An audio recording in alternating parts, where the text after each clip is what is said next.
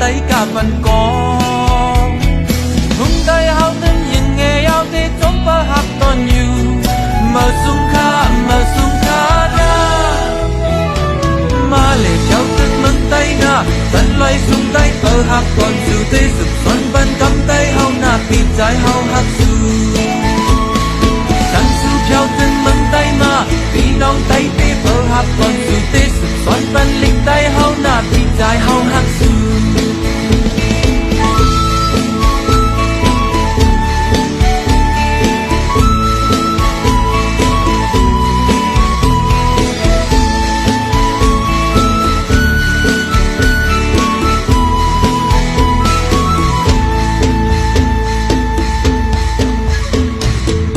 cất mà nề thế lại mong hằn một con kỳ giống loài li cho môn ma sao lệ na theo nhau ẩm khang mơ thắc cho lệ năm thích phút quan tơ